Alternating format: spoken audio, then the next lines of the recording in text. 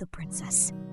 Once upon a time, there was a wise Tsar who had 3 sons. When the time came for them to marry, the Tsar wanted them to choose their brides in a unique way.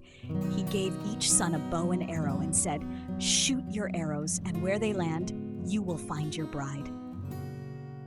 The eldest son shot his arrow, and it landed in the courtyard of a nobleman, where he found a beautiful and wealthy young lady. The second son's arrow landed near a merchant's house, and he too found a lovely bride. But the youngest son, Ivan Tsarevich, shot his arrow far into the forest, where it landed in a swamp. To his surprise, a frog was holding the arrow. Ivan was dismayed. "How can I marry a frog?" he cried. But the frog spoke. "Do not worry, Ivan Tsarevich. Take me as your bride, and all will be well." Reluctantly, Ivan brought the frog back to the palace, and the Tsar set a series of tasks for the brides to prove their worth. The Tsar asked the brides to bake the finest loaf of bread. The nobleman's daughter and the merchant's daughter struggled, producing bread that was either burnt or undercooked.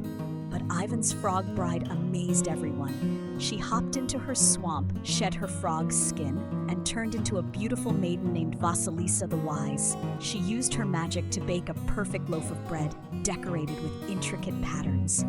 When she returned to her frog form, she handed it to Ivan, who presented it to the Tsar.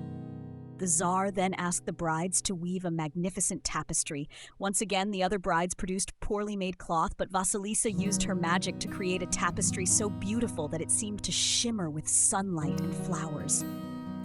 Ivan was stunned by her skill, though he still did not understand her secret. For the final task, the Tsar invited all the brides to prepare a feast and attend a grand banquet. Vasilisa transformed into her true form and prepared an incredible feast. When she arrived at the palace, she was the most stunning of all, leaving the guests in awe. During the feast, Ivan, curious about his wife's true identity, sneaked back to the swamp and burned her frog skin, thinking it would free her forever. But when Vasilisa returned, she was heartbroken. "Why did you burn my skin?" she cried. "If you had waited just a little longer, I would have been free from the spell forever. Now I must leave you and return to my father's kingdom." Devastated, Ivan set out on a long journey to find his wife. Along the way, he encountered magical creatures who helped him because of his kindness.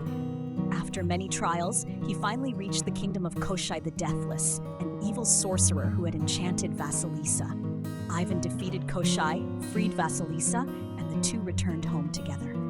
Vasilisa forgave Ivan, and they lived happily ever after, ruling the kingdom with wisdom and love.